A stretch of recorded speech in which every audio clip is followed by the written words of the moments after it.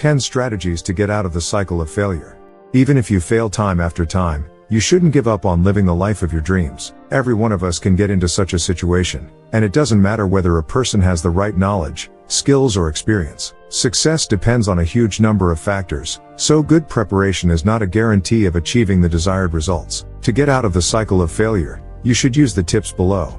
Look for the reason in yourself. One way or another, the reason for your failures lies within yourself. Maybe you are in too much of a hurry, afraid to make decisions on your own, delay active actions until the last moment, refuse to try new methods of solving problems, and so on. You can actually list a long time, but the point is the same. There is no point in blaming someone else for your situation.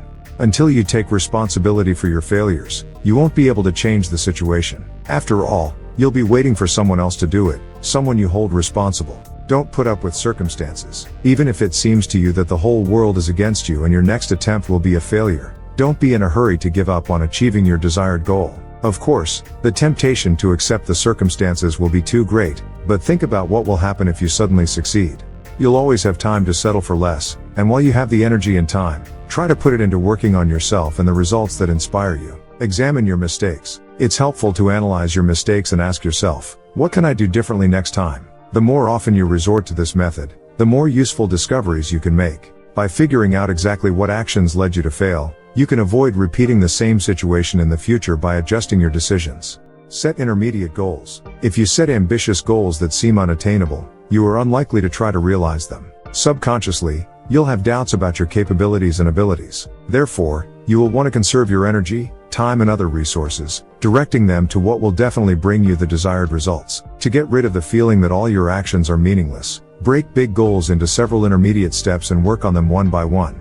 Don't be afraid to experiment. Sometimes you need to step outside your comfort zone to get the results you want. Don't be afraid to experiment. Try new methods and approaches to solving problems. Be open to new possibilities, and gain experience. All of this will help you better navigate your field, feel more confident and perform tasks much more efficiently.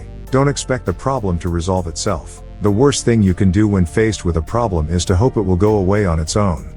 Without making at least the minimum possible effort, you won't get any positive change. Rather, on the contrary, because of your procrastination or inaction, the problem may grow, affecting other areas of your life. In the end, you may find yourself in a lose-lose situation. Even if you take up the work, you will have to eliminate not only the original mistake, but also its many consequences. Get rid of imposter syndrome.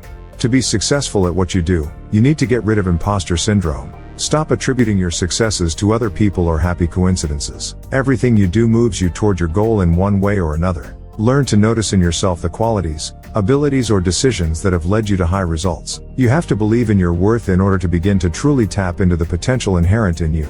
Allow yourself to be inexperienced. Often you may turn down new opportunities simply for fear of doing something wrong, making a mistake, facing neglect or ridicule. Keep in mind that if you are taking your first steps into a new field, there is no way you can prepare yourself in advance and take into account all the nuances. Allow yourself to be inexperienced, a beginner. All successful people were once like you. They also made stupid mistakes, according to others. Only thanks to their perseverance they were able to achieve high results. There is no shame in being inexperienced in anything. Shame in ridiculing a person for doing something for the first time.